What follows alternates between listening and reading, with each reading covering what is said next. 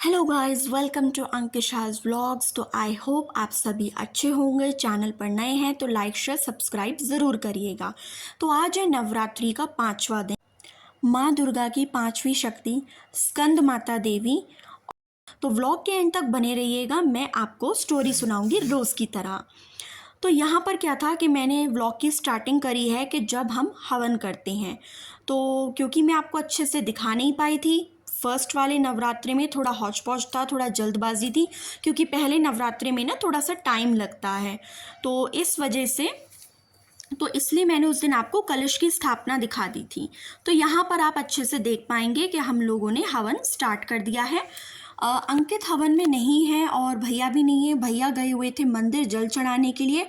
और अंकित क्योंकि रात में ऑनलाइन काम करते हैं, जो भी अपना करते हैं, तो वो लेट सोते हैं, तो इस वजह से सुबह वो नहीं उठ पाते हैं। कोशिश करते हैं लेकिन नहीं उठ पाते हैं, तो हम लोग उन्हें डिस्टर्ब भी नहीं करते।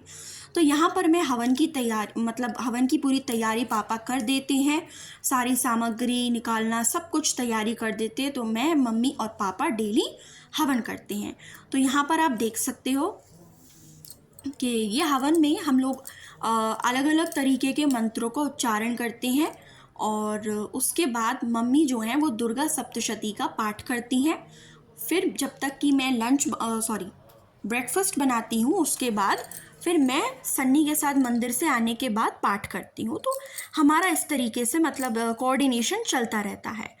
तो यहाँ पर क्या होता है ना, आपको पता है कि नवरात्रि की सबसे खास बात ये होती है कि जो ये रोज़ हवन किया जाता है, उससे जितनी भी हमारे सराउंडिंग्स में नेगेटिव एनर्जीज होती हैं, नेगेटिव वाइब्स होती हैं, वो सब की सब स्वाहा हो जाती हैं, यानी कि नष्ट हो जाती हैं। तो वो एक बहुत ही पायस इन्वायरमेंट क्रिएट होता है, बहुत ही शुद्ध, इतना प्योरिटी हो जाती है हमारे आसपास। हवन करने से मैंने ज़्यादातर ये महसूस किया है और बहुत अच्छा लगता है। तो इसलिए नवरात्रि जो हमारे हिंदुओं के फेस्टिवल्स होते हैं, व्रत होते हैं, उनकी खास बात पता यही होती है। लास्ट में हम लोग क्या करें, जायफल को लेकर अपनी अपनी मनोकामना मांगी जाती है, माँ से आशीर्वाद लिया जाता है और उनके आगे मत्था टेक कर प्रार्थना की जाती है कि हमारा जो ये साल है वो अच्छा बीते, सब खुशहाल रहें और सब बढ़िया रहे। इसके बाद हम अपनी दिनचर्या को आगे बढ़ाते हुए, अब मम्मी तो पाठ करेंगी तो मैं अब किचन संभाल लूँगी।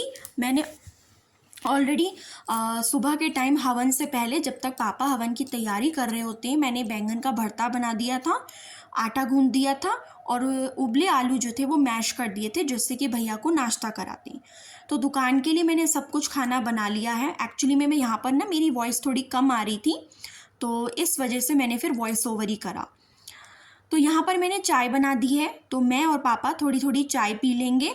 और यहाँ पर देखिए बैंगन का भरता एकदम चटपटा सा मसालेदार, हालांकि हम तो चख नहीं सकते, लेकिन ये लोग बेचारे एडजस्ट कर लेते हैं। एक बार पता है बीच में नमक भी ज़्यादा हो गया था, पता नहीं क्या बनाया था, मेरे को ध्यान नहीं आ रहा, उसमें नमक ज़्यादा हो गया था, तो एडजस्ट कर लेते हैं, कोई दिक्कत नहीं है। आलू को मैश कर दिया है, जिससे नाश्ता हमारा तैयार हो जाएगा। नाश्ता ये सब भेजने के बाद सन्नी नहाने गए हुए थे, तो मैंने सोचा जल चढ़ाने से पहले ही पाठ कर लेती हूँ, तो मैंने उनको नहाने के लिए बोल दिया था। तो यहाँ पर इसके बाद वो नहाने चले गए थे, और नहा कर आने के बाद ये जब तक हमारी हेल्पर भी आ गई थी, मेड भी आ गई थी, और सनी भी नहा कर आ गए हैं। और यहाँ पर वो अपना पूजा कर रहे हैं, डेली जो वो करते हैं, डेली की पूजा। तो वो करने के बाद फिर मैंने जल तैयार करा, और जल तैयार करने के बाद मैंने थोड़े फ्रूट्स लिए, और फिर मैंने सनी को बोल दिया था कि फूल भी ले आओ, क्योंकि फूल चढ़ाने का भी मन था। इससे पिछले वाले दिन ना हम लोग चढ़ा नहीं पाए थे क्योंकि फूल सूख गए थे, तो सन्नी ने सामने वाले पार्क से ही फूल तोड़ लिए। अच्छा रहता है वैसे तो। ज़्यादातर पता लेडीज़ यहाँ पर बहुत सारे फूलों को तोड़ देती हैं, नष्ट कर देती हैं, तो हम लोग तो बहुत रेयर ही लेते हैं।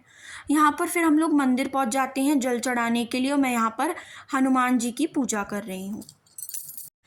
तो गाइज़ ये है मेरी व्रत थाली। मैंने आलू और पनीर को सोल लिया है, दही ले लिया है, और साथ में सिंघाड़े के आटे के 2 रोटी बना ली है। तो आज की मेरी व्रत थाली इतनी रहेगी, और इसके बाद मैं 1 कप चाय पी लूँगी, और इसके पहले मैंने थोड़े से फल खा लिए थे, दैट्स इट। तो गाइज़ अब वक्त आता है मैं आपको देवी माँ के पांचवें रूप स्कंद माता की कथा बताऊं। तो एक बहुत समय पहले की बात है, तारकासुर नाम का एक राक्षस था जिसने काफ़ी आतंक मचा रखा था। सभी देवता जो थे वो बहुत ज़्यादा परेशान थे उस राक्षस से, और उसको ये था कि वो जो है वो जो राक्षस है वो मर नहीं सकता, और मर सकता था सिर्फ शिव पुत्रों के हाथों। तो यहाँ पर जो पार्वती माँ थी, उन्होंने अपने पुत्र स्कंद यानी कार्तिकेय जी को स्कंद माता का रूप धारण करके प्रशिक्षण दिया, यानी ट्रेनिंग दी उस तारकासुर नाम के राक्षस को मारने के लिए। तो इसीलिए माँ पार्वती जो हैं वो स्कंद माता का रूप लेती हैं, कार्तिकेय जी को ट्रेनिंग देती हैं उस तारकासुर नाम के राक्षस को मारने के लिए, और इस प्रकार स्कंद माता जो है वो देवी माँ के पांचवें रूप का नाम है। तो इसी के साथ मैं अपने व्लॉग को एंड करती हूँ। बने रहिए अंकिशा's व्लॉग्स के साथ, और happy Navratri and happy Vaisakhi to all of you.